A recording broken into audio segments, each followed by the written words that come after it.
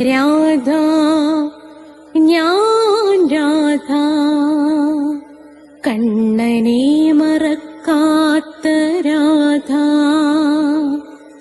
രാധ ഞാൻ രാധ, കണ്ണനെ മറക്കാത്ത രാധ. വൃന്ദാവനം നീ മറന്നോ, മധുരയെ നീ മറന്നോ. വൃന്ദാവനം നീ മറന്നോ, മധുരയെ നീ മറന്നോ. രാധയെ നീ മറന്നോ, കണ്ണാ പൈക്കളെ നീ മറന്നോ. രാധയെ നീ മറന്നോ, കണ്ണാ പൈക്കളെ നീ മറന്നോ. രാധ രാധ രാധ രാധ, മറന്നിട്ടും മറക്കാത്ത രാധ, മറന്നിട്ടും മറക്കാത്ത രാധ. രാധേ രാധേ രാധേ രാധേ, മറന്നിട്ടും മറക്കാത്ത രാധ, മറന്നിട്ടും മറക്കാത്ത രാധ.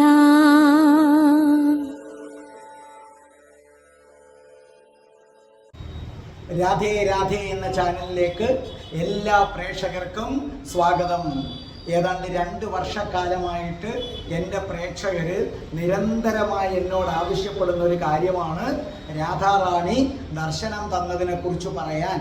ഞാനത് പറയാൻ മടിച്ചിരുന്നത് കാരണം ജനം എപ്പോഴും സംശയാലുക്കളാണ്. അവർക്ക് എല്ലാത്തിലും ഒരു സംശയമാണ്. അവരത് ഏതൊക്കെ രീതിയിൽ കാണും, വ്യാഖ്യാനിക്കും എന്നൊന്നും നമുക്കറിയില്ല. എങ്കിലും എൻ്റെ പ്രേക്ഷകർ നിരന്തരം എന്നെ ഇങ്ങനെ നിർബന്ധിച്ചു. അപ്പോൾ ഞാൻ വിചാരിച്ചു അവരുമായി പങ്കുവയ്ക്കാം. കാരണം ഇത് ഞാൻ മാത്രം കണ്ടാൽ പോരാ. ഈ രാധാറാണിയുടെ ദർശനം ഈ വീഡിയോ കേട്ടുകൊണ്ടിരിക്കുന്ന ഓരോരുത്തർക്കും ലഭിക്കണം. അതെൻ്റെ ഒരു ആഗ്രഹമാണ്. എന്നിൽ മാത്രം ഒതുങ്ങി നിൽക്കേണ്ട ഒരു കാര്യമല്ല. ഞാൻ നിങ്ങളോട് ആദ്യമേ തന്നെ ഞാൻ നിങ്ങളോടൊരു കാര്യം പറയട്ടെ. ഈ വീഡിയോ തുടക്കം മുതൽ അവസാനം വരെ ഒരു വരി പോലും നിങ്ങൾ കേൾക്കാതിരിക്കരുത്. വെറുതെ വീഡിയോ കാണാൻ വേണ്ടി ഞാൻ പറയുന്ന ഒരാളല്ല. എൻ്റെ സ്ഥിരം പ്രേക്ഷകർക്ക് അതറിയാം. കാരണം ഞാൻ ഈ യൂട്യൂബിലെ വരുമാനം പോലും ഞാൻ എടുക്കാറില്ല. അനാഥാലയങ്ങൾക്ക് കൊടുക്കുകയാണ് ചെയ്യുന്നത്. അതിൻ്റെ റെസിപ്റ്റ് സഹിതം ഞാൻ ഇടും. അപ്പോൾ എനിക്കിതൊന്നും ഒരു മണി മേക്കിംഗ് അല്ല. അത് ആദ്യമേ എല്ലാവരും മനസ്സിലാക്കുക. സാധാരണ ആൾക്കാരെ പോലെ വ്യൂവേഴ്സിനെ കൂട്ടി പൈസ എടുക്കാൻ വേണ്ടി അങ്ങനെ ചെയ്യുന്ന ഒരാളെ അല്ല ഞാൻ. എൻ്റെ സ്ഥിരം പ്രേക്ഷകർക്ക് അതെല്ലാം അറിയാം. ഇത് നിങ്ങൾ തുടക്കം മുതൽ അവസാനം വരെ ശ്രദ്ധിച്ചു കേൾക്കണം. ഞാൻ ചെയ്തതുപോലെ നിങ്ങൾ ചെയ്യുമെങ്കിൽ ഞാൻ എന്തൊക്കെയാണ് ചെയ്തത്, രാധാറാണിയെ കിട്ടാൻ ഞാൻ എന്തൊക്കെയാണ് ചെയ്തതെന്ന് 1 2 3 4 5 എന്ന് പറഞ്ഞ് നിങ്ങൾക്ക് പറഞ്ഞു തരാം. ഇതുപോലെ നിങ്ങൾ ചെയ്യുകയാണെന്നുണ്ടെങ്കിൽ നിശ്ചയമായിട്ടും എൻ്റെ പ്രേക്ഷകർക്ക് എല്ലാവർക്കും ആരുടെ ദർശനം കിട്ടും? രാധാറാണിയുടെ ദർശനം കിട്ടും. രാധാറാണിയുടെ ദർശനം കിട്ടുക അത്ര എളുപ്പമല്ല. പക്ഷേ കൃത്യമായി ചിട്ടകളോടുകൂടി നിങ്ങളിത് ചെയ്യണം. എങ്കിൽ നിങ്ങൾക്ക് ഉറപ്പായിട്ടും, ഇനി രാധാറാണി എന്നല്ല, നിങ്ങളിപ്പോൾ ശിവഭക്തനാണെന്നിരിക്കട്ടെ, അപ്പം ഞാൻ ചെയ്തതുപോലെ നിങ്ങൾ ചെയ്താൽ നിങ്ങൾക്ക് ശിവഭഗവാന്റെ ദർശനം കിട്ടും. നിങ്ങൾ കൃഷ്ണഭക്തനാണെങ്കിൽ കൃഷ്ണന്റെ ദർശനം കിട്ടും. നിങ്ങൾ ഗണപതി ഭക്തനാണെങ്കിൽ അല്ലെങ്കിൽ യേശുവിൻ്റെ ഭക്തനാണെങ്കിൽ യേശുവിൻ്റെ ദർശനം കിട്ടും. ഇതിനകത്ത് ഞാൻ രാധാഭക്തനായതുകൊണ്ടും എനിക്ക് അങ്ങനെ വേണമെന്ന് ആഗ്രഹിച്ചതുകൊണ്ടും ഞാൻ രാധാറാണിയെ കണ്ടു എന്നേ ഉള്ളൂ. അപ്പോൾ ഏത് മതത്തിൽ വിശ്വസിക്കുന്നവരായാലും അവരുടെ ഇഷ്ടദേവനെ നിങ്ങൾക്ക് കാണണമെങ്കിൽ കാണാം. അതല്ല, രൂപമില്ലാതെ ആ ജ്ഞാനം, ആ അനന്തമായ പ്രകാശം അതനുഭവിച്ചാൽ മതിയെങ്കിൽ അങ്ങനെയുമാകാം. നിരീശ്വരവാദിക്ക് രൂപം കാണണ്ടെന്നിരിക്കട്ടെ, വേണ്ട. അല്ലാതെയും ആ ജ്ഞാനം കിട്ടുന്നതാണ്. നിരീശ്വരവാദികളും സംശയാലുക്കളും എല്ലാം ഇത് കേൾക്കണമെന്നേ ഞാൻ പറയൂ. നിങ്ങളിത് കേട്ടിട്ട് ഞാൻ പറയുന്നത് പോലെ നിങ്ങൾ കൃത്യമായിട്ട് ചെയ്യുക.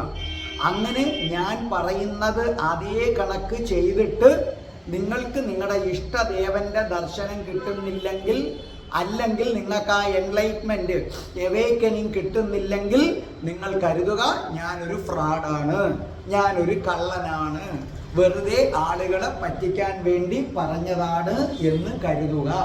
ഞാൻ പറഞ്ഞതുപോലെ ചെയ്തതിന് ശേഷം മാത്രം.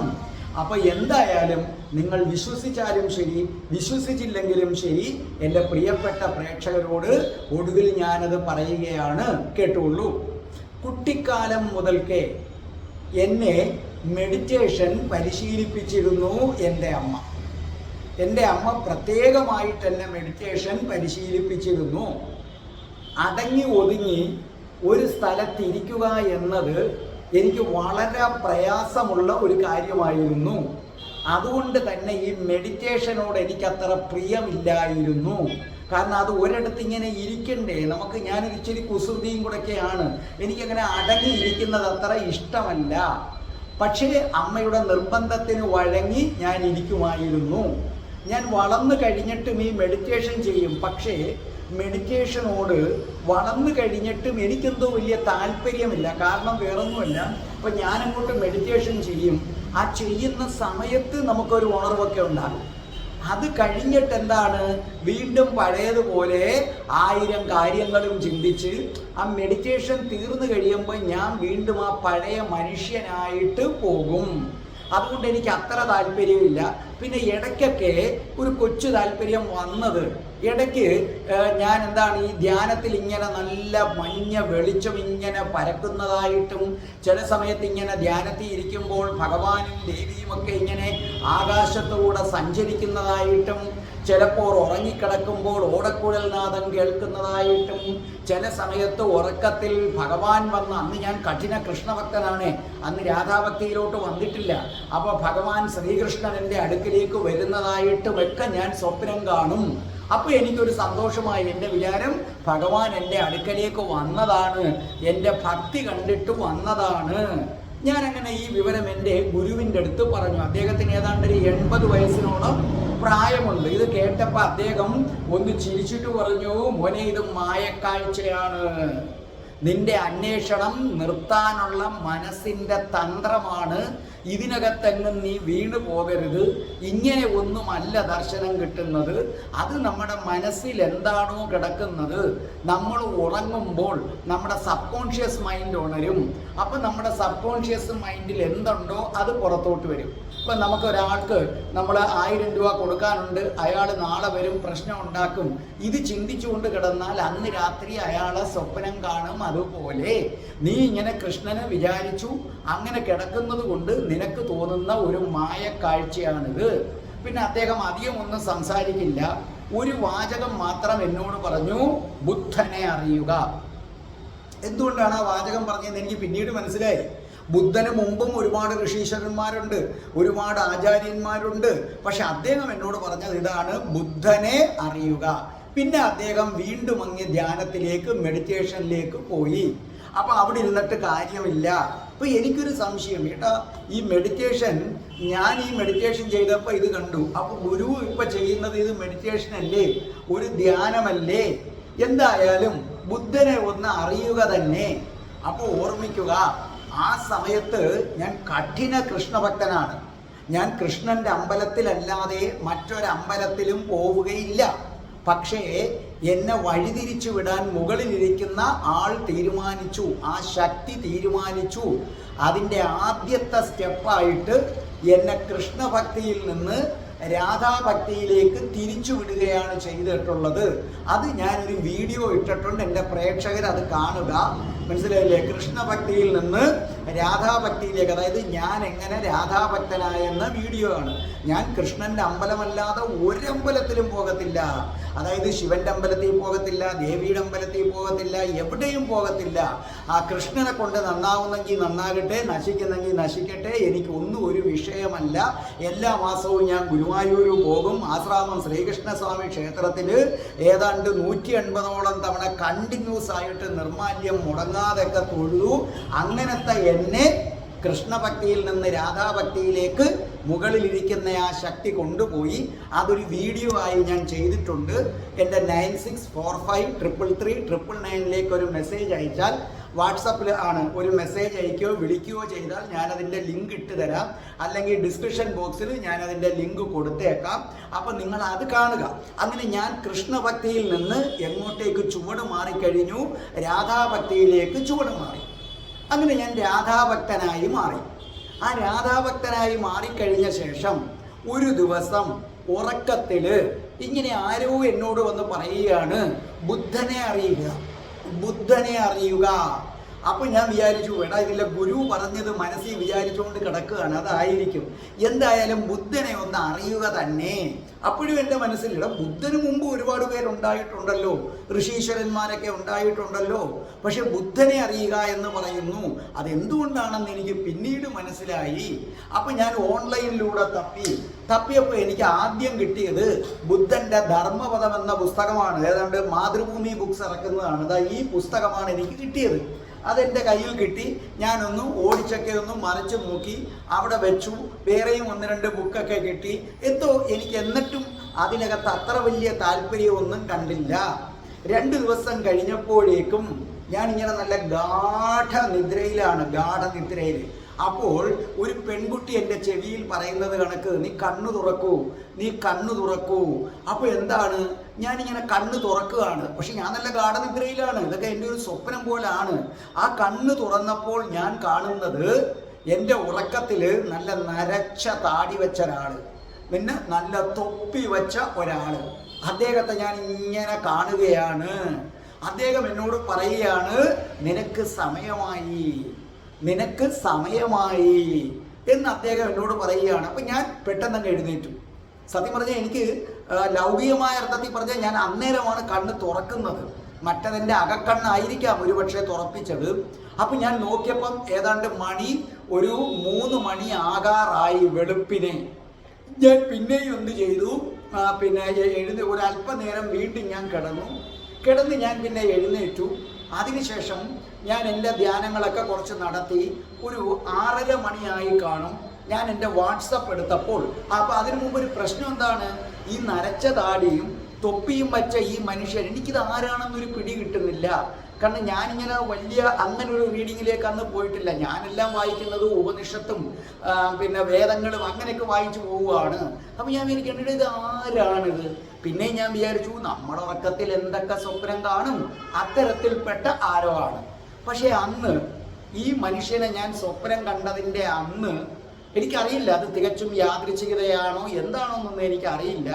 എൻ്റെ സുഹൃത്ത് പോസ്റ്റ് മാസ്റ്റർ ലാലു, അവൻ്റെ പേര് അനിൽകുമാർ, അവനെ ലാലു ഞങ്ങൾ വിളിക്കാറുണ്ട്. അപ്പോൾ പോസ്റ്റ് മാസ്റ്ററാണ് അവൻ. കൊല്ലത്തെ ഹെഡ് പോസ്റ്റ് ഓഫീസിലെ പോസ്റ്റ് മാസ്റ്ററാണ് അവൻ. എനിക്കൊരു വാട്സപ്പിൽ ഒരു മോർണിംഗ് മെസ്സേജ് ഇട്ടിരിക്കുന്നു.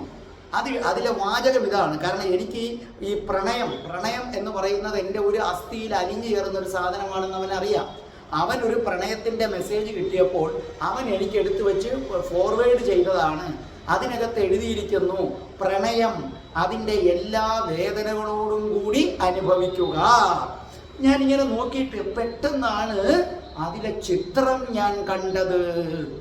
ആ ചിത്രം കണ്ടപ്പോൾ അക്ഷരാർത്ഥത്തിൽ ഞാൻ ഞെട്ടിപ്പോയി. കാരണം സത്യമായിട്ടും ഞാൻ പറയുകയാണ്, ഞാൻ അന്ന് രാവിലെ ഞാൻ പറഞ്ഞില്ലേ 3 മണിക്ക് ഞാൻ കണ്ട ആ രൂപം തന്നെയാണ്.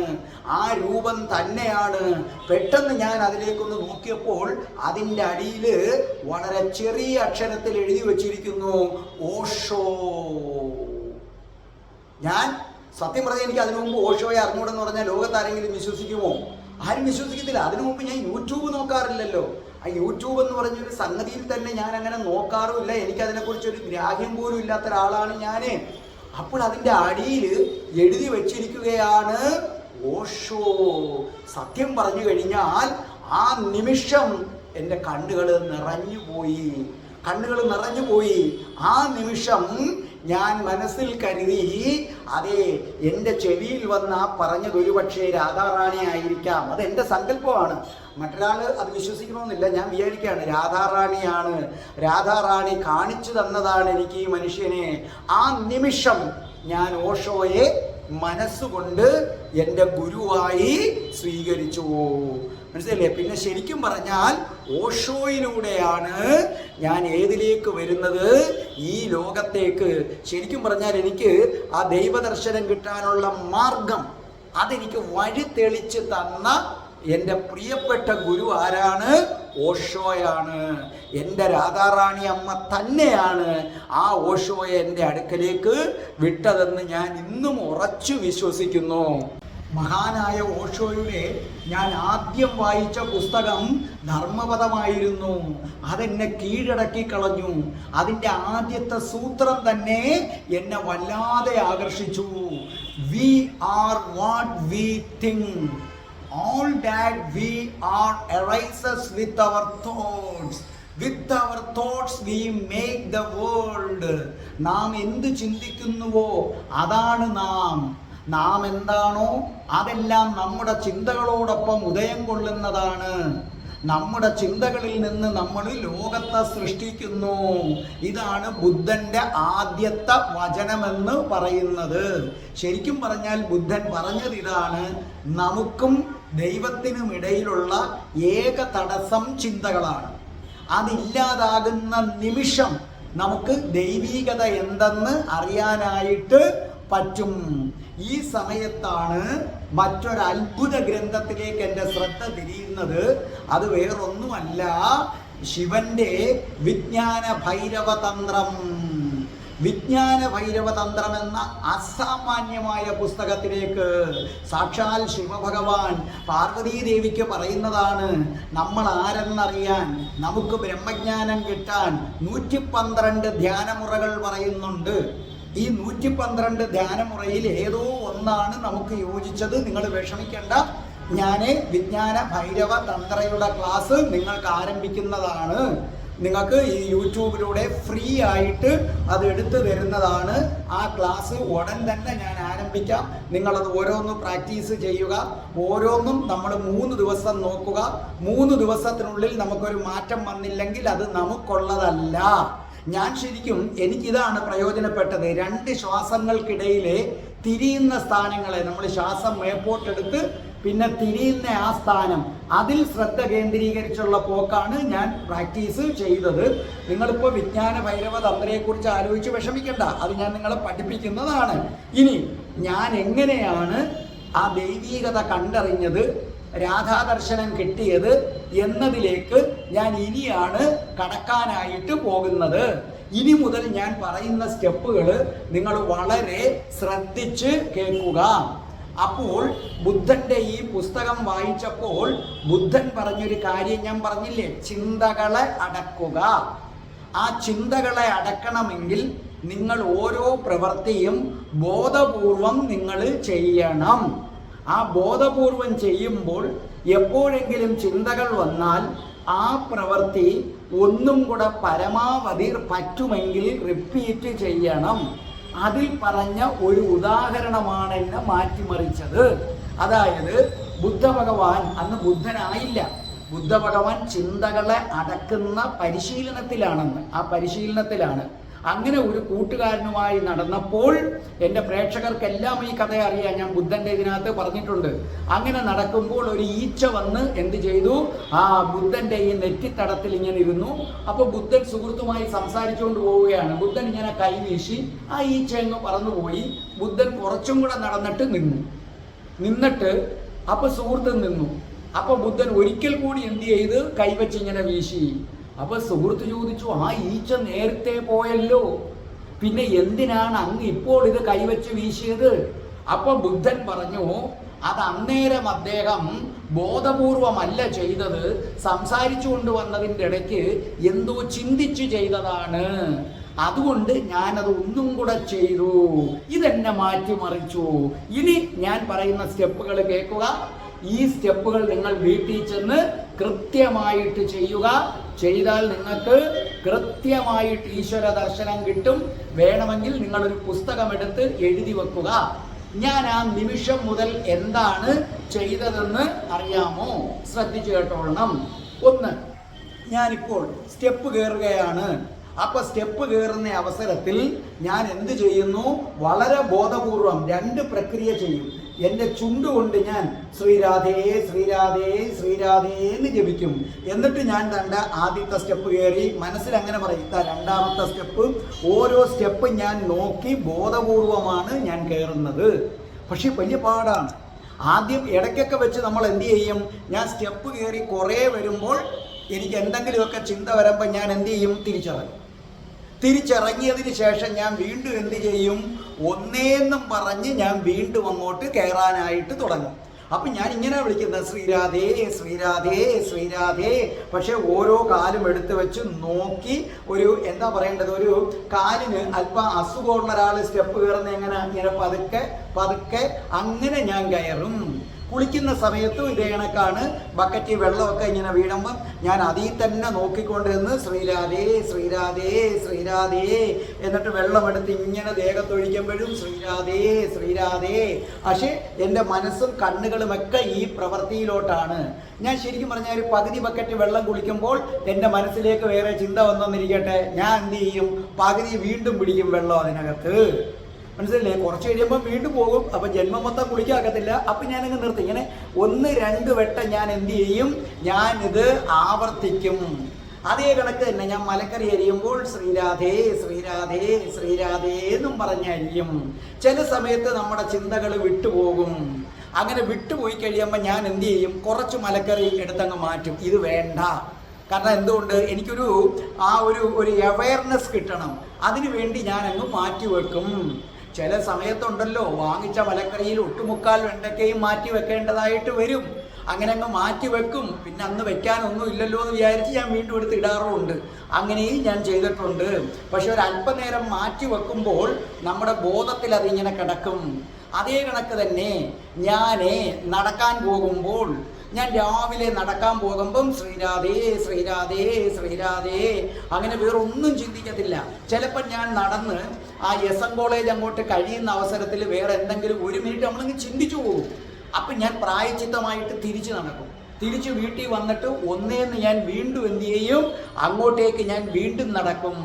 പിന്നെ ഞാൻ കാർ ഓടിക്കുമ്പം ശ്രീരാധേ ശ്രീരാധേ ശ്രീരാധേ, വീട് തൂക്കുമ്പം ശ്രീരാധേ, വീട് തുടയ്ക്കുമ്പം ശ്രീരാധേ, ടോയ്ലറ്റ് കഴുകുമ്പം ശ്രീരാധേ. ഞാൻ എന്തിനാണ് പറയുന്നത്? ടോയ്ലറ്റിൽ നമ്മൾ മലമൂത്ര വിസർജനത്തിനിരിക്കുമ്പോൾ വരെ ഞാൻ ശ്രീരാധയെ ജപിക്കും. ചിലർ പറയും കക്കൂസിലിരുന്ന് ജപിക്കാമോ? ഒന്നുമില്ല, മനസ്സിനെ അടക്കണം. വേറെ ഒന്നിലേക്കും നിങ്ങളുടെ ചിന്ത വരരുത്. നമ്മൾ ടോയ്ലറ്റിലൊക്കെ ഇരിക്കുമ്പോൾ നമ്മുടെ മനസ്സിൽ 1000 ചിന്ത വരും. ഇതങ്ങനല്ല. ഞാനിങ്ങനെ രാവിലെ ടോയ്ലറ്റ് വയറൊക്കെ തടവി ശ്രീരാധേ ശ്രീരാധേ എൻ്റെ ഉള്ളിൽ അങ്ങനെ ഇതിങ്ങനെ ജപിച്ചു. അപ്പം ഞാൻ ടോയ്ലറ്റിൽ ഇരിക്കുമ്പോൾ വരെ ഞാൻ എന്ത് ചെയ്യും? ഇതിങ്ങനെ ചെയ്തുകൊണ്ടേയിരിക്കും.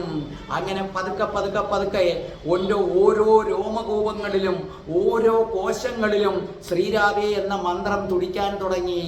ഞാൻ ഈ ചെയ്യുന്നതൊക്കെ അങ്ങ് ഫുള്ള് വിജയമാകുന്നില്ല, ഇടയ്ക്കിടയ്ക്ക് പരാജയപ്പെടും.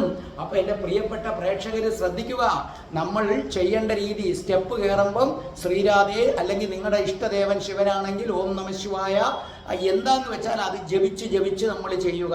പാത്രം കഴുകുമ്പോഴും എൻ്റെ വീടൊക്കെ തുടയ്ക്കുന്ന ഞാനാണ്, കാരണം വീട്ടിൽ ഞാൻ മാത്രമേ ഉള്ളൂ. ടോയ്ലറ്റ് വരെ കഴുകുന്നത് ഞാനാണ്. ഈവൻ നമ്മൾ ടോയ്ലറ്റിൽ ഇരിക്കുമ്പോൾ പോലും മലമൂത്ര വിസർജനം, നമ്മൾ മൂത്രം ഒഴിക്കുമ്പോൾ പോലും ഞാൻ ശ്രീരാധേ ശ്രീരാധേ എന്ന് ജപിച്ചു കൊണ്ടിരിക്കും. എന്നാൽ അത്ഭുതങ്ങൾ സംഭവിച്ചത് അവിടല്ല. വളരെ ശ്രദ്ധിച്ചോളണം. ഇങ്ങനെ പരിശീലിച്ചു വന്നിട്ട് ഇനി നിങ്ങൾക്ക് ഏറ്റവും എളുപ്പമുള്ള മെത്തേഡ്, എളുപ്പമെന്നല്ല ഞാൻ പറഞ്ഞു തരികയാണ്, ഞാൻ രാധാ സഹസ്രനാമം അങ്ങോട്ട് വായിക്കും. അപ്പോൾ ഈ രാധാ സഹസ്രനാമം വായിക്കുമ്പോൾ എന്ത് സംഭവിക്കും? കുറച്ചങ്ങോട്ട് നമ്മളൊരു 10 മിനിറ്റ് വായിച്ചു കഴിയുമ്പോൾ മനസ്സ് എങ്ങോട്ടെങ്കിലും പോകും. അപ്പം ഞാൻ സ്റ്റോപ്പ് ചെയ്യും. സ്റ്റോപ്പ് ചെയ്തിട്ട് ഒന്നേന്ന് വീണ്ടും വായിക്കാൻ തുടങ്ങും. അപ്പം നമ്മൾ വീണ്ടും എന്ത് ചെയ്യും? ഒരു 10-15 മിനിറ്റ് കഴിയുമ്പം വീണ്ടും മനസ്സ് പോകും. അപ്പം ഞാൻ വീണ്ടും നിർത്തും, ഒന്നേന്ന് വായിക്കാൻ തുടങ്ങും. അങ്ങനെ 5-6 വട്ടമാകുമ്പോൾ നമ്മുടെ മനസ്സങ്ങ് കുറച്ചും കൂടെ അവെയർ ആകും, കോൺഷ്യസ് ആകുമേ. ഇത് ഇങ്ങനെ പോയാൽ എങ്ങനെ പറ്റും? അങ്ങനെ ഒരു ദിവസം രാധാ സഹസ്രനാമം പകുതി ആയപ്പോഴേക്കും 4 മണിക്കൂർ എടുത്തു. ഞാൻ ശരിക്കും പറഞ്ഞാൽ അങ്ങ് കുഴഞ്ഞ്, നല്ലതുപോലെ കുഴഞ്ഞ് അന്ന് അവിടെ വെച്ച് അവസാനിപ്പിച്ചു. പിറ്റേന്ന് ഞാനിത് വീണ്ടും തുടങ്ങി. പക്ഷേ നമുക്ക് അങ്ങോട്ട് കംപ്ലീറ്റ് ആദ്യമൊന്നും പൂർത്തിയാക്കാൻ പറ്റില്ല. അവസാനം ഞാനിത് ഓരോ ദിവസവും എണ്ണി വെക്കും. 21ാമത്തെ ദിവസമായപ്പം എനിക്ക് രാധാ സഹസ്രനാമം മറ്റൊന്നും ചിന്തിക്കാതെ, നിങ്ങൾ ഓർമ്മിക്കുക, നമ്മളെ ചിന്തകളെ അടക്കാനുള്ള ഏറ്റവും വലിയ വഴിയാണ് സഹസ്രനാമം എന്നെനിക്ക് അന്നാണ് പിടി കിട്ടിയത്. ഈ സഹസ്രനാമം വെച്ചിരിക്കുന്നത് അതിനു വേണ്ടിയാണ്. നമ്മളീ പലരും അങ്ങനല്ല, ചുമ്മാ അങ്ങ് വായിക്കും. നിങ്ങളെല്ലാവരും പറയാറുണ്ട് ഞാൻ എന്നും സഹസ്രനാമം വായിക്കുമെന്ന്. ഞാൻ പറയത്തില്ല നിങ്ങൾ വായിക്കുമെന്ന്. സഹസ്രനാമം വായിക്കണമെങ്കിൽ അത് തീരുന്നത് വരെ, ശിവസഹസ്രനാമമാണെങ്കിൽ ശിവഭഗവാനെ മനസ്സിൽ നിർത്തി ധ്യാനിക്കണം, നമ്മളിത് ചൊല്ലണം. ആ രാധാറാണിയെ മനസ്സിൽ നിർത്തി വേറൊന്നും ചിന്തിക്കാതെ അത് പൂർത്തിയാക്കുമ്പോൾ മാത്രമേ നിങ്ങൾ രാധാ സഹസ്രനാമം വായിക്കുന്നു എന്ന വാക്കിന് അർത്ഥമാകുന്നുള്ളൂ. മനസ്സോടുന്നെങ്കിൽ പറ്റത്തില്ല. ഈ മനസ്സോട്ടത്തെ നിയന്ത്രിക്കാനാണ് ഇതൊക്കെ വെച്ചിരിക്കുന്നത്, ഈ മന്ത്രം വെച്ചിരിക്കുന്നത്. അങ്ങനെ 21ാമത്തെ ദിവസം ഞാൻ പൂർണ്ണമായും രാധാറാണിയെ മാത്രം മനസ്സിൽ നിർത്തിക്കൊണ്ട് രാധാ സഹസ്രനാമം വായിക്കാൻ ശീലിച്ചു. ആ രാധാ സഹസ്രനാമം വായിക്കാൻ ഇങ്ങനെ ശീലിച്ചു. അപ്പോഴത്തേക്ക് എന്നിൽ ഒരുപാട് മാറ്റങ്ങൾ വരാൻ തുടങ്ങി. പിന്നെ ഞാൻ ഇടയ്ക്കും മുറയ്ക്കും ഒക്കെ മൗനവ്രതം എടുക്കാൻ തുടങ്ങി. പിന്നെ ഞാൻ ഇവിടുന്ന് എന്താ പറയണ്ട, ബദരീനാഥിലോട്ടൊക്കെ പോകും. അപ്പോഴെല്ലാം ഞാനിങ്ങനെ മൗനമായിട്ടാണ് പോകുന്നത്. എൻ്റെ കയ്യിലൊരു പുസ്തകം വെച്ചേക്കും. ഞാൻ ചെല്ലുന്ന ഹോട്ടലിൽ ഇങ്ങനെ എഴുതി കാണിക്കും പേപ്പറിനകത്ത്. അവർ വിചാരിച്ചോളും സംസാരിക്കത്തില്ല എന്നൊക്കെ. അപ്പോൾ നമുക്കുള്ളത് കിട്ടും. ഇങ്ങനെയൊക്കെ ഞാൻ ചെയ്യുമായിരുന്നു. നിങ്ങളിപ്പോൾ അങ്ങനെ യാത്ര ചെയ്യണ്ട. അപ്പം നിങ്ങൾ രാധാദർശനം കിട്ടാൻ എന്താ ചെയ്യേണ്ടത്? ഒന്ന്, ഞാൻ നേരത്തെ പറഞ്ഞതുപോലെ സ്റ്റെപ്പ് കയറുമ്പം കുളിക്കുമ്പം ബോധപൂർവം ചെയ്യുക. ഒപ്പം ശ്രീരാധേ ശ്രീരാധേ ജപിക്കുക. നിങ്ങൾ സ്റ്റെപ്പ് കയറുമ്പോൾ 2 കാര്യങ്ങൾ നടക്കണം, മനസ്സിലല്ലേ? ഒന്ന്, പതുക്കെ വെപ്രാളം പിടിക്കാതെ പതുക്കെ ഓരോ സ്റ്റെപ്പും നോക്കി നോക്കി കയറുക. ശ്രീരാധേ ശ്രീരാധേ ജപിക്കുക. തൂക്കുമ്പോൾ, തുടയ്ക്കുമ്പോൾ, വിളക്കിന് തിരി തെളിക്കുമ്പോൾ, വിളക്ക് നമ്മൾ കഴുകുമ്പോൾ, പിന്നെ നമ്മൾ മലക്കറി അരിയുമ്പോൾ, പാചകം ചെയ്യുമ്പോൾ, എന്തിനു പറയുന്നു, എൻ്റെ വീട്ടിൽ ഒരു ഗസ്റ്റ് വന്നാൽ അവരോട് ഞാൻ ഇങ്ങനെ സംസാരിച്ചുകൊണ്ടിരിക്കുമ്പം പോലും ശ്രീരാധേ ജപിക്കും. ആ സ്ഥിതിയിലേക്ക് വരും. പിന്നെ അപ്പോൾ ആദ്യം നിങ്ങൾ ചെയ്യേണ്ട സ്റ്റെപ്പ് അതാണ്. 2, രാധാ സഹസ്രനാമം. ഇച്ചിരി പാടാ. രാധാ സഹസ്രനാമം നിങ്ങൾ എന്ത് ചെയ്യുക? അത് മുഴുവനും രാധാറാണിയെ മാത്രം മനസ്സിൽ നിർത്തിക്കൊണ്ട് ചൊല്ലുക. ഈ സമയത്താണ് ഓഷോയുടെ മറ്റൊരു വാചകം എൻ്റെ ശ്രദ്ധയിൽ ദൈവം പെടുത്തുന്നത്. വേറൊന്നുമല്ല, 48 മിനിറ്റ് 48 മിനിറ്റ് നിനക്ക് ഒന്നും ചിന്തിക്കാതെ മെഡിറ്റേഷൻ ചെയ്യാമോ? ചെയ്യാമെങ്കിൽ നിനക്കും ദൈവത്തിനും ഇടയിലുള്ള മതിലുകൾ ഇടിഞ്ഞു വീഴും. ആ 48 ദിവസം നീ ഇങ്ങനെ ശീലിച്ചു വന്നാൽ അതിൽ ഒരു ദിവസം നീ ദൈവീകതയെ അനുഭവിച്ചറിയുമെന്ന് ഓഷോ പറഞ്ഞു. അതെന്നെ മാറ്റിമറിച്ചു. ഇത്രയും പ്രാക്ടീസ് ചെയ്തതിന് ശേഷം ഞാൻ അതിലേക്ക് തിരിഞ്ഞു. അപ്പം നിങ്ങൾ ചെയ്യേണ്ടത് എന്താണെന്ന് മനസ്സിലായല്ലോ. സ്റ്റെപ്പുകളൊക്കെ ശ്രീരാധേ ശ്രീരാധേ, ശിവഭക്തർ ഓം നമ ശിവായ, കൃഷ്ണഭക്തർ ഓം ശ്രീകൃഷ്ണായ നമ, അങ്ങനെ ജപിച്ച് ചെയ്യുക. എന്തും ഒരാളോട് വർത്തമാനം പറയുമ്പോൾ പോലും മനസ്സിൽ ശ്രീരാധയെ ജപിക്കുക. രാധാ സഹസ്രനാമം അല്ലെങ്കിൽ ശിവസഹസ്രനാമം ആ ഭഗവാനെ മനസ്സിൽ നിർത്തിക്കൊണ്ട് ചൊല്ലുക. പക്ഷേ നിങ്ങൾക്ക് പകുതി വരുമ്പം മനസ്സ് പോയാൽ വീണ്ടും ചൊല്ലുക. ഞാൻ പറഞ്ഞില്ലേ, ആദ്യം 4 മണിക്കൂർ എടുത്തിട്ട് പകുതിയേ ആയുള്ളൂ. അന്ന് ഞാൻ നിർത്തി അവിടെ വെച്ച് പിറ്റേന്ന് വീണ്ടും തുടങ്ങി. അതിൻ്റെ അടുത്ത ദിവസം വീണ്ടും തുടങ്ങി. 21 ദിവസം കൊണ്ടേ എനിക്ക് പറ്റിയുള്ളൂ. ചിലപ്പോൾ നമുക്ക് മാസങ്ങൾ എടുക്കാം. അത് തളരാതെ ചെയ്യുക. ഇത്രയും ചെയ്ത് കഴിയുമ്പോൾ ഇനി 48 മിനിറ്റ് ഒന്നും ചിന്തിക്കാതെ, അതിനുവേണ്ടി ഞാൻ ചെയ്തത് വേറെ ഒന്നുമല്ല, 48 മിനിറ്റ് ആകുമ്പോൾ അലാറം അടിക്കത്തക്കവണ്ണം അലാറം സെറ്റ് ചെയ്ത് വെച്ചിട്ട് ധ്യാനത്തിലിരിക്കാൻ തുടങ്ങി. എപ്പോഴാണോ മനസ്സ് വിടുന്നത്, അപ്പോൾ ഈ രാധാ സഹസ്രനാമം നമ്മൾ മുഴുവനും മനസ്സിരുത്തി വായിച്ചു. എന്നിട്ടും നമ്മൾ ഈ ധ്യാനത്തിൽ ഇരിക്കുമ്പോൾ എന്ത് സംഭവിക്കും? ഈ 48 മിനിറ്റ് ധ്യാനത്തിൽ ഇരിക്കുമ്പോൾ ചിലപ്പോൾ നമ്മുടെ മനസ്സ് പോകും. അതാണ് ഇതിൻ്റെ ഒരു സൂത്രം. അതുകൊണ്ട് നമ്മൾ പതുക്കെ പതുക്കെ ഇവനെ ഒതുക്കി വരണം. അങ്ങനെ ഞാൻ അലാറം വെച്ചിട്ടിരിക്കാൻ തുടങ്ങി. പതുക്കെ പതുക്കെ പതുക്കെ പതുക്കെ പതുക്കെ ഈ 48 മിനിറ്റും അതിൽ കൂടുതലും എനിക്ക് എന്ത് ചെയ്യുന്നു? ധ്യാനത്തിൽ ഇരിക്കാനായിട്ട് സാധിച്ചു. അങ്ങനെ ദിവസങ്ങൾ കഴിഞ്ഞു പോയി. മണിക്കൂറുകളോളം എനിക്ക് ധ്യാനത്തിൽ ഇരിക്കാൻ സാധിച്ചു. അങ്ങനെ ഇരുന്നപ്പോൾ ഒരു ദിവസം അത് സംഭവിച്ചു. അങ്ങനെ ഒരു ധ്യാനം, ഒരു നീണ്ട ധ്യാനം. ആ ധ്യാനത്തിൽ ഇങ്ങനെ ഇരിക്കുമ്പോൾ ഞാൻ ആദ്യം കാണുന്നത് ഒരു ക്ഷേത്രമാണ്. ആ ക്ഷേത്രത്തിലെ ദേവിക്ക് ഞാൻ ഇങ്ങനെ ആരതി ഒഴിയുകയാണ്. ആരതി ഒഴിഞ്ഞതിന് ശേഷം ഒരു തട്ടവുമൊക്കെ ആയിട്ട് അവിടെ നിന്ന് ഇങ്ങനെ ഇറങ്ങി വരികയാണ്. ആ സമയത്ത് ക്ഷേത്രത്തിൽ ആ കൈവരിയുടെ മുൻഭാഗത്ത് എന്നെ കാത്ത് എൻ്റെ ആത്മാവിൻ്റെ പകുതി, അതങ്ങനെ ഞാൻ വിശ്വസിക്കുകയാണ്, എൻ്റെ ആത്മാവിൻ്റെ പകുതി ഒരു തട്ടത്തിൽ പൂവൊക്കെ ആയിട്ട് ഇങ്ങനെ നിൽക്കുകയാണ്. ഞാൻ ആ മുഖം വളരെ വ്യക്തമായി കണ്ടതാണ്. ശരിക്കും നിങ്ങൾ അറിയുക, ചിന്തകളെല്ലാം അടങ്ങിക്കഴിയുമ്പോഴേക്കും നമ്മുടെ പോയ ജന്മങ്ങളുടെ അറകൾ തുറന്നു തുടങ്ങും. കാരണം നമുക്കൊന്നുമില്ല ചിന്തിക്കാൻ, നമുക്കൊന്നുമില്ല, ശൂന്യമാണ്. അപ്പോൾ പഴയ കാര്യങ്ങളിലേക്ക് നമ്മൾ അറിയാതെ തിരിച്ചു പോകും. അതെ, പിന്നീട് താളിയോലയിലാണ് ഞാനത് കണ്ടത്. അത് കാഞ്ചി കാമാക്ഷി ക്ഷേത്രം. ആ കാഞ്ചി കാമാക്ഷി ക്ഷേത്രത്തിലെ പൂജാരിയായിരുന്നു ഞാനെന്ന് ഇതിന് ശേഷം എൻ്റെ താളിയോലയ്ക്കകത്ത് വ്യക്തമായിട്ട് എഴുതിയിട്ടുണ്ടായിരുന്നു. പിന്നീട് ഒരു ദിവസം ഞാൻ ഇങ്ങനെ ധ്യാനത്തിൽ ഇരിക്കുമ്പോൾ എൻ്റെ ചുറ്റും അസാമാന്യമായ ഒരു പ്രകാശം പരക്കുന്നത് ഞാൻ കണ്ടു.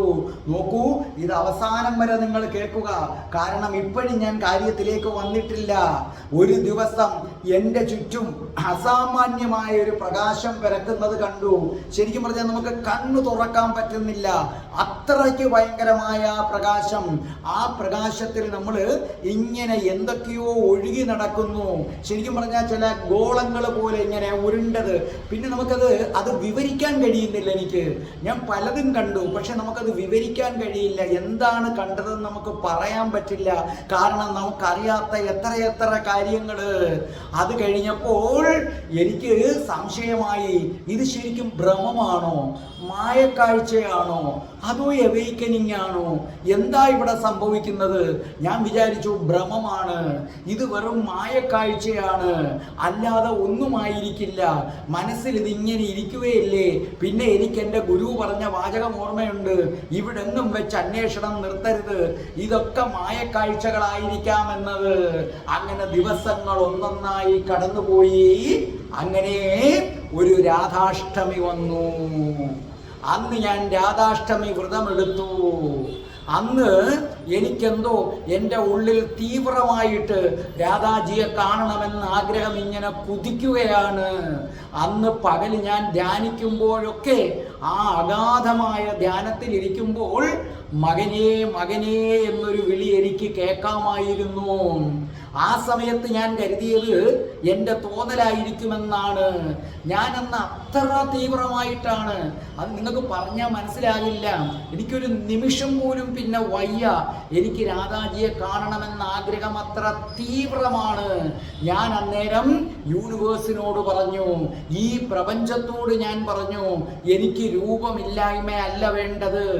അപാരമായ ആ പ്രകാശപുഞ്ചം, ആ പരബ്രഹ്മം എനിക്ക് രാധാജിയുടെ രൂപം പൂണ്ട് ദർശനം നൽകണം.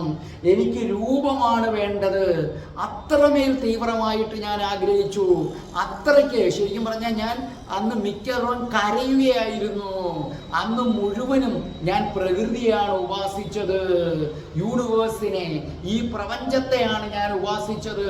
അന്ന് ഉറങ്ങാൻ കിടന്നപ്പോൾ എൻ്റെ മനസ്സ് പറയുകയാണ്, ഇന്ന് നീ കണ്ടില്ലെങ്കിൽ ഇനി നീ കാണാൻ പോകുന്നില്ല. എനിക്കൊരു ഞെട്ടലാണ് അന്നേരം ഉണ്ടായത്.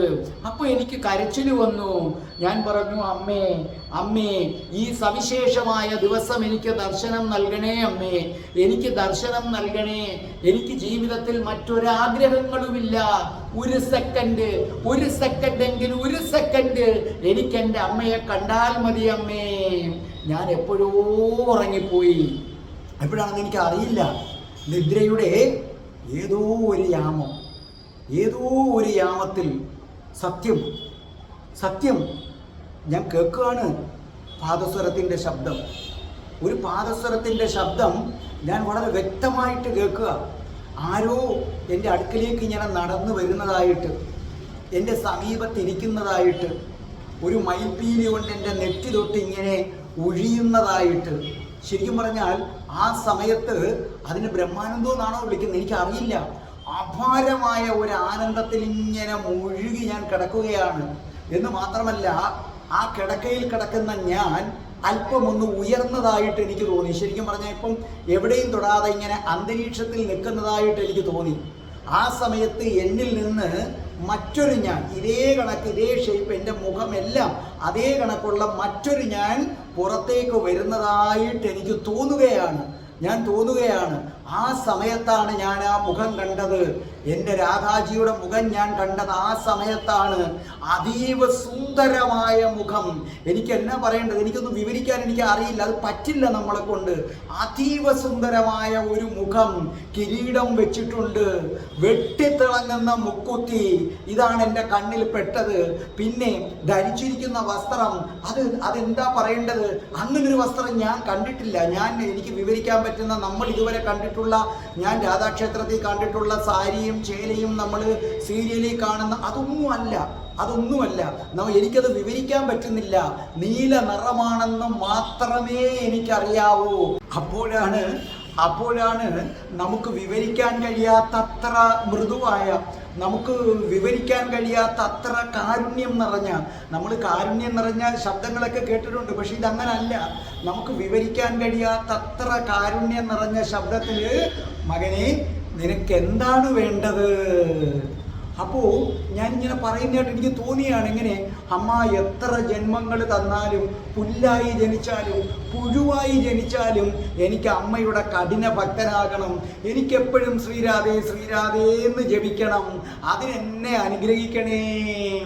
അപ്പോൾ അമ്മ ഇങ്ങനെ കൈ ഇങ്ങനെ ഉയർത്തുന്നതായിട്ടാണ്, കൈ ഉയർത്തി ഇങ്ങനെ വന്നെൻ്റെ ആ ശിരസിൽ ഇങ്ങനെ വെക്കുന്നതായിട്ടാണ്. എന്നിട്ട് ഇങ്ങനെ പറയുകയാണ്, എല്ലാ കർമ്മങ്ങളും ഒടുങ്ങി നീ എൻ്റെ ലോകം പ്രാപിക്കും. ജന്മാന്തരങ്ങളായി നീ എൻ്റെ ഉപാസകനാണ്. വർഷത്തിലൊരിക്കൽ നീ വൃന്ദാവനത്തിൽ വരണം. എന്നിട്ട് എൻ്റെ ചെവിയിലേക്കൊരു മന്ത്രം പറഞ്ഞു തന്നു. ഇത് നിനക്ക് മാത്രമുള്ളതാണ്, അതീവ രഹസ്യം. ഞാൻ ആ പാദങ്ങളിലേക്ക് വീണു. ശരിക്കും പറഞ്ഞാൽ അങ്ങ് പൊട്ടിക്കരയുകയായിരുന്നില്ല, കൊച്ചു കുഞ്ഞുങ്ങൾ കരയുന്നത് പോലെ പൊട്ടിക്കരയുകയായിരുന്നു. എന്നിട്ട് ഞാൻ ഇങ്ങനെ പറയുന്ന കണക്കാണ് എനിക്ക് തോന്നുന്നത്, എന്നെ വിട്ടു പോകല്ലേ, എന്നെയും കൂടെ കൊണ്ടുപോണേ. ആ സമയത്ത് ഇങ്ങനെ പാദസരം അകന്നകന്നു പോകുന്നത് എനിക്ക് കേൾക്കാം. ഒരു വല്ലാത്ത സുഗന്ധം എന്ന് പറഞ്ഞാൽ സുഖകരമായ, നമ്മൾ അത്യധികം ആനന്ദം നൽകുന്ന ഒരു സുഗന്ധം ഇങ്ങനെ നിറഞ്ഞു നിൽക്കുന്നത് പോലെ പെട്ടെന്ന് അവിടെ എല്ലാം അങ്ങ് ഇരുട്ടായതുപോലെ തോന്നി. ശരിക്കും പറഞ്ഞാൽ എനിക്ക് ബോധം പോയെന്നുള്ളതാണ് സത്യം. എൻ്റെ ബോധം മറഞ്ഞതുപോലെയാണ് എനിക്ക് തോന്നിയത്. അങ്ങനെ തന്നെ ആയിരിക്കും. പിന്നെ ഞാൻ ഒന്നും അറിയുന്നില്ല. ശരിക്കും പറഞ്ഞാൽ ശൂന്യതയാണ്, മറ്റു സ്വപ്നങ്ങളോ ഒന്നും അറിയുന്നില്ല. നമുക്ക് ബോധം പോയി, അങ്ങനെ കിടക്കുകയാണ്. ശരിക്കും സൂര്യപ്രകാശം കണ്ണിലടിച്ചപ്പോഴാണ് ഞാൻ കണ്ണ് തുറക്കുന്നത്. സൂര്യപ്രകാശം കണ്ണിലടിച്ചപ്പോഴാണ് ഞാൻ കണ്ണ് തുറക്കുന്നത്. ഏതാണ്ട് മണി 9 കഴിഞ്ഞു. പക്ഷെ കണ്ണ് തുറന്ന് ഞാൻ അത്ഭുതപ്പെട്ടു പോയി. കാരണം ഞാൻ നിലത്ത് കിടക്കുകയാണ്. അപ്പോൾ എന്താ പറയേണ്ടത്? അപ്പൊ എൻ്റെ മനസ്സിലൊരു തോന്നൽ എന്താണെന്ന് അറിയാമോ? ഞാൻ ഇന്നലെ രാത്രി തീവ്രമായി അങ്ങ് ആഗ്രഹിച്ചിട്ടല്ലേ കിടന്നത്, രാധാജി വരണം, രാധാജി വരണമെന്ന്. അതുകൊണ്ട് ഞാൻ കണ്ടത് സ്വപ്നമായിരിക്കും. ആ സ്വപ്നത്തിൽ എപ്പോഴോ ഈ കട്ടിലിൽ നിന്ന് ഉരുണ്ട് എന്ത് ചെയ്തതാണ്, താഴെ വീണതായിരിക്കും. അപ്പോഴും എൻ്റെ മനസ്സിൽ, എൻ്റെ ചെവിയിൽ ആ മന്ത്രം പറഞ്ഞു തന്നല്ലോ. അപ്പൊ എൻ്റെ മനസ്സിൽ ഇതൊക്കെ എൻ്റെ ആഗ്രഹങ്ങളായിരിക്കും. എൻ്റെ ആഗ്രഹങ്ങൾ ആ സമയത്ത് എന്ത് ചെയ്തത്, ഉറങ്ങിക്കിടന്നപ്പോൾ എൻ്റെ സബ് കോൺഷ്യസ് മൈൻഡ് ഉണർന്നതായിരിക്കണം. അങ്ങനെയാണ് ഞാൻ ആ സമയത്ത് കരുതിയത്. കാരണം എനിക്കെപ്പോഴും ഇല്ല, ഗുരുവിൻ്റെ വാക്കുകൾ ഇങ്ങനെ എൻ്റെ മനസ്സിൽ കിടപ്പുണ്ട്, ഇതെല്ലാം ഭ്രമമാണ്, നീ അന്വേഷണം നിർത്തരുതെന്ന്. ഞാൻ അവിടെ നിന്ന് എഴുന്നേറ്റിട്ട് എന്ത് ചെയ്തു, അപ്പം ഞാനിങ്ങനെ ഉറപ്പിച്ചു, അതൊരു മായക്കാഴ്ചയാണ്, ഒരു ഭ്രമമാണ്. ഞാൻ അത്ര തീവ്രമായി ആഗ്രഹിച്ചത് കൊണ്ട് എനിക്ക് തോന്നിയതാണ്. എന്നാൽ പോലും എത്ര സുഖകരമാണ് സ്വപ്നത്തിൽ പോലും രാധാജിയെ കണ്ടത്. അങ്ങനെ ഞാൻ എഴുന്നേറ്റ് കട്ടിലിലേക്ക് നോക്കിയപ്പോൾ എൻ്റെ രാധാറാണി അമ്മേ, ഞാൻ സ്തംഭിച്ചു പോയി എന്ന് പറഞ്ഞാൽ ഞാൻ സ്തംഭിച്ചു പോയി. ആ കട്ടിലിൽ ഒരു നീല കുപ്പിവളയുടെ പകുതി, മുത്തല്ല, ഒരു നീല കുപ്പിവളയുടെ പകുതി. ശരിക്കും എൻ്റെ വീട്ടിൽ ഞാൻ ഒറ്റയ്ക്കാണ്, സ്ത്രീകളില്ല. പഠിക്കാൻ വരുന്ന കുട്ടികൾ താഴെയാണ്, മുകളിലേക്ക് ആരും അവിടെ ഞാൻ കൊണ്ടുപോകാറില്ല. അല്ലെങ്കിൽ തന്നെയും ഇതെൻ്റെ ബെഡ്റൂമാണ്, എൻ്റെ കട്ടിലിലാണ്. ശരിക്കും പറഞ്ഞാൽ എന്താ പറയേണ്ടത്, എല്ലാം അറിയുന്നതല്ലേ ദേവിക്കറിയാം. അവൻ വിശ്വസിക്കില്ല. ശരിക്കും എൻ്റെ വിശ്വാസത്തിന് വേണ്ടി എൻ്റെ അമ്മ വെച്ചിട്ട് പോയതല്ലാതെ പിന്നെന്താ? അവിശ്വാസികളായ നിങ്ങൾക്ക് വേണമെങ്കിൽ എന്തും പറയാം. വല്ല സ്ത്രീകൾ വന്നെന്നോ കുപ്പിയോള പൊട്ടിയെന്നോ വെച്ച് നിങ്ങൾ എന്ത് വേണമെങ്കിലും പറഞ്ഞു. അതൊന്നും എൻ്റെ വിഷയമല്ല. ഓരോരുത്തരും അവരവരുടെ സംസ്കാരം അനുസരിച്ച് അവർക്ക് എന്തും പറയാം. പക്ഷേ ഒരു നീല കുപ്പിവളയുടെ പകുതി, ശരിക്കും പറഞ്ഞാൽ എന്താണ്, ഞാനങ്ങ് ആ കട്ടില് എന്താ ഞാൻ പറയേണ്ടത്, ഞാനങ്ങ് പൊട്ടിക്കരയായിരുന്നു. ഞാൻ ആ ആ വളയെടുത്ത് എൻ്റെ നെഞ്ചോട് ചേർത്ത് ഞാൻ പൂജാമുറിയിലേക്ക് പായുകയായിരുന്നു. വീട് എനിക്കൊന്നും കരയാൻ പറ്റുന്നില്ല. കാരണം എന്ത് പറയും, നിലവിളിക്കുകയാണ്. അപ്പോൾ എനിക്ക് ബോധ്യമായി, ഞാൻ കണ്ടത് സ്വപ്നമല്ല. ആ പരബ്രഹ്മം, രൂപമില്ലാത്ത ആ തേജോ പുഞ്ചം, ആ പ്രകാശരൂപം. ഞാൻ യൂണിവേഴ്സലിനോട് പറഞ്ഞതാണ്, എൻ്റെ പ്രാർത്ഥന കേട്ട് രൂപം പൂണ്ടു വന്നതാണ്, എനിക്കായി അവിടെ വെച്ചതാണ്. ആ പകുതി മുറിഞ്ഞ ആ നീല കുപ്പിവള ഇന്നും ഞാനൊരു നിധിയായി സൂക്ഷിക്കുന്നു. നിങ്ങൾക്ക് വിശ്വസിക്കാം, നിങ്ങൾക്ക് വിശ്വസിക്കാതിരിക്കാം, അതൊന്നും എൻ്റെ വിഷയമല്ല. പക്ഷേ ഞാൻ എൻ്റെ രാധാജിയെ കണ്ടതാണ്. ഈ ലോകത്ത് ഏതൊക്കെ ദൈവങ്ങളില്ലെന്ന് പറഞ്ഞാലും ഞാൻ വിശ്വസിക്കും. പക്ഷേ എൻ്റെ രാധാജി, പ്രിയപ്പെട്ട പ്രേക്ഷകരെ, അതൊരു സത്യമാണ്. രാധാജി ഒരു സത്യമാണ്. രാധാജി എന്ന ദൈവം ഈ പ്രപഞ്ചത്തിലുണ്ട്, യാതൊരു സംശയവുമില്ല. അതൊരു സത്യമാണ്. എനിക്ക് ദർശനം നൽകിയ എൻ്റെ രാധാജിക്ക് കോടി കോടി കോടി കോടി കോടി കോടി കോടി കോടി കോടി കോടി നമസ്കാരം, കോടി കോടി നമസ്കാരം. എനിക്ക് മാത്രമല്ല, ഇത് കണ്ടുകൊണ്ടിരിക്കുന്ന എൻ്റെ ഓരോ പ്രേക്ഷകരും ഇതുപോലെ നിങ്ങൾ ധ്യാനത്തിൽ ഏർപ്പെട്ട് തീവ്രമായി ആഗ്രഹിച്ച് നിങ്ങൾക്ക് ഓരോരുത്തർക്കും രാധാജിയുടെ ദർശനം കിട്ടാൻ ഞാൻ പ്രാർത്ഥിക്കുകയാണ്.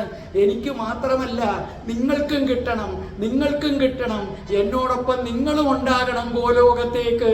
ഒരിക്കൽ കൂടി എനിക്ക് ആ കുപ്പിവള സമ്മാനിച്ച എൻ്റെ രാധാജിയുടെ പാദങ്ങളിലാണ് എൻ്റെ പ്രാണൻ.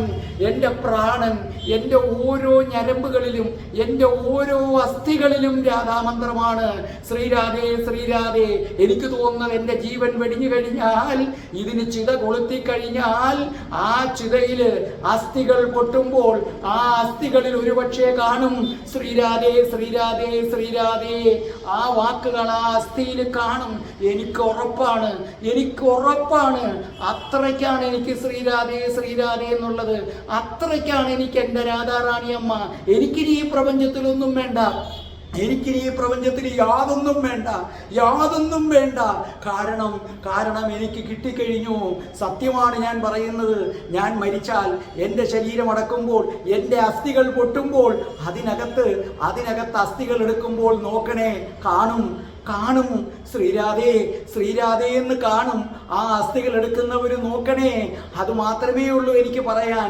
പിന്നെ ഒന്നും കൂടെ ഉള്ളൂ എനിക്ക് പറയാൻ. ഞാൻ മരിക്കുമ്പോൾ ശ്രീരാധേ ശ്രീരാധേ ശ്രീരാധേ എന്ന മന്ത്രം മാത്രം. അതേ, ആ മന്ത്രവും രാധേ രാധേ ഓ രാധേ രാധേ അത്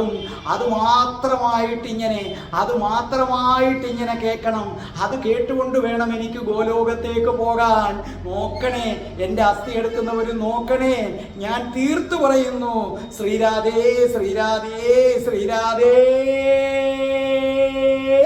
രാധേ രാധേ ഓ രാധേ രാധേ രാധേ രാധേ ഓ രാധേ രാധേ രാധേ രാധേ ഓ രാധേ രാധേ രാധേ രാധേ ഓ രാധേ രാധേ രാധേ രാധേ ഓ രാധേ രാധേ രാധേ രാധേ ഓ രാധേ രാധേ. ഓം ശ്രീം ഹ്രീം ക്ലീം ഐം രം രാസേശ്വരി രാധികായേ സ്വാഹ.